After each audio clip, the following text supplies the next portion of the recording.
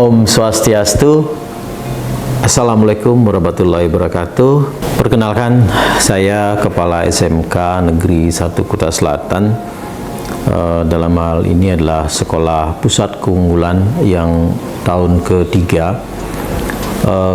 Kami memiliki program perubahan dari beberapa hal yang menjadi latar belakang di sekolah kita.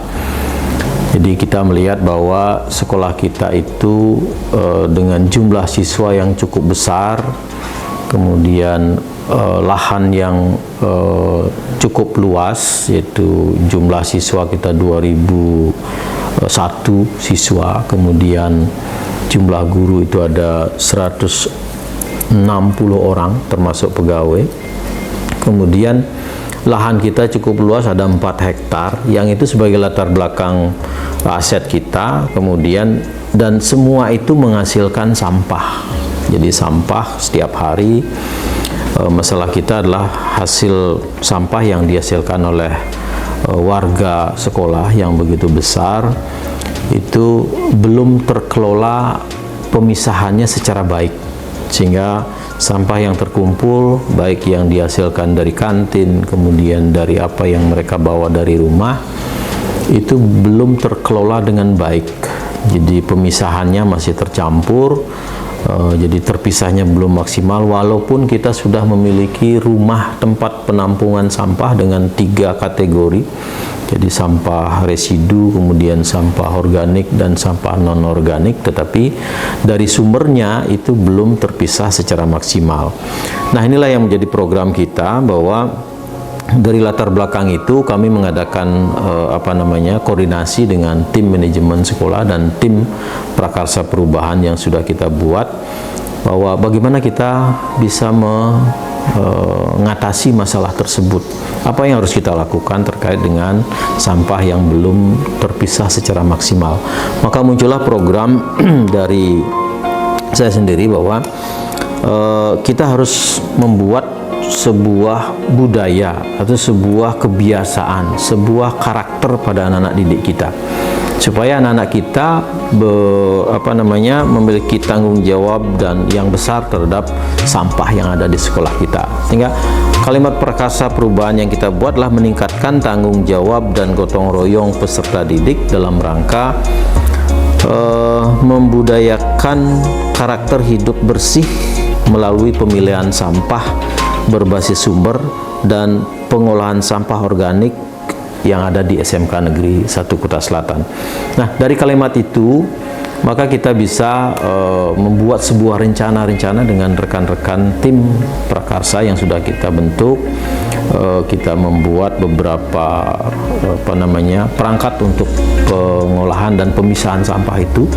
Yang pertama, kita membuat program setiap hari guru wajib melakukan pembersihan ruang kelas 3 kali dalam sehari.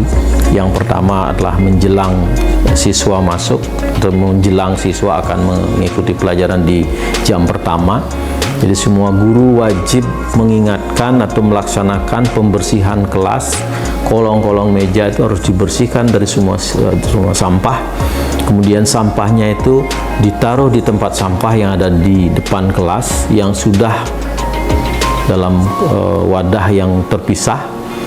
Kemudian di siang hari setelah jam sembahyang siang, Trisanya siang, itu juga dilakukan oleh guru yang pas mengajar di siang hari untuk memilah sampah atau membersihkan kelas, mengambil sampah yang ada di kelas, kemudian memasukkan ke dalam tempat sampah yang sudah disediakan sesuai dengan jenisnya. Dan kemudian menjelang pulang itu dilakukan lagi oleh guru yang pas mengajar di situ untuk melakukan pembersihan kelas, sehingga sampah yang ada di kelas, di sekeliling kelas itu bisa terpisah dengan sempurna karena wadah yang sudah kita sediakan di masing-masing depan kelas. Di samping itu kita juga membuat wadah yang cukup besar khusus untuk sampah plastik. Jadi sampah plastik itu ada yang memiliki nilai jual, ada yang tidak memiliki nilai jual. Jadi di situ kita sudah membuat wadah yang cukup besar, beberapa pojok di sekolah, di sekitar bangunan sekolah. Dan disitulah anak-anak, begitu dia menghasilkan sampah plastik, dia akan bisa menilai sampah plastik ini bisa bernilai jual atau tidak. Nah, kalau dia memiliki nilai jual, maka dia akan dimasukkan pada tempat yang sudah disediakan. Nah, di sanalah kita memberikan karakter pembiasaan pada anak-anak untuk bisa memilah sampah dari sumbernya. Jadi sampah yang mereka hasilkan itu dengan sendirinya akan setiap hari diingatkan oleh gurunya, setiap hari mereka melakukan, maka itu akan menjadi kebiasaan.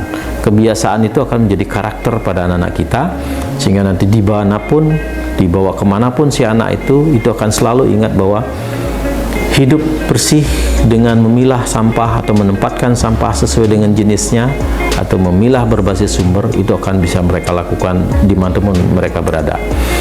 Nah, berikutnya, sampah yang ada di sekolah itu juga nanti kita akan maksimalkan dengan sarana yang kita miliki adalah pengolahan sampah dengan sistem mencacah.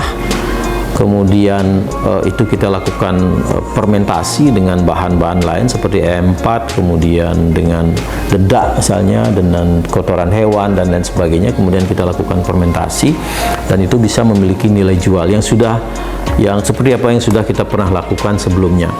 Hanya untuk tahun-tahun belakangan ini mungkin belum maksimal karena kita terbentur pada orang yang membantu mengelola itu selain anak-anak. Nah, ke depan kita akan tingkatkan lagi untuk program pengolahan sampah organik menjadi pupuk kompos dengan pola fermentasi tadi, dan semoga itu bisa menghasilkan sebuah hasil yang memiliki nilai jual. Nah, berikut yang kita lakukan itu adalah dengan memaksimalkan penempatan penampungan sampah dengan rumah sampah yang sudah kita pisahkan antara sampah organik, sampah non-organik, dan sampah residu yang kebanyakan dihasilkan dari kantin.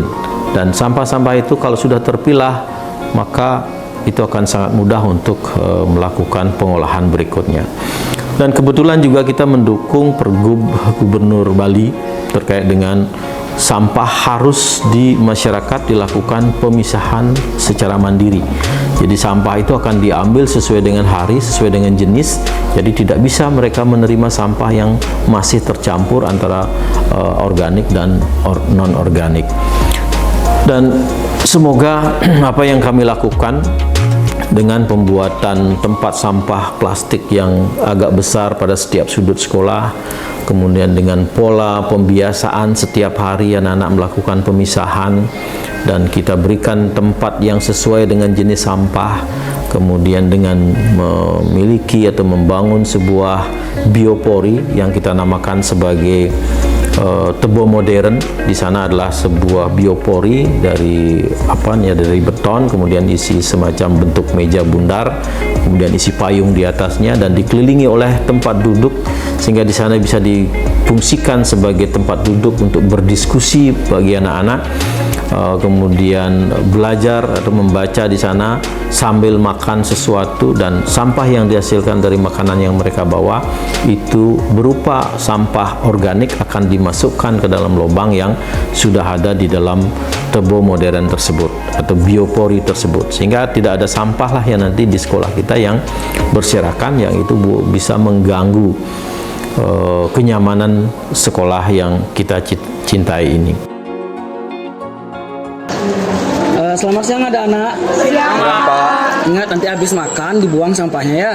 Kalau yang plastik buang di tempat plastik, kalau yang organik buang di tempat organik ya. Ya, silakan lanjutkan lagi makan ya.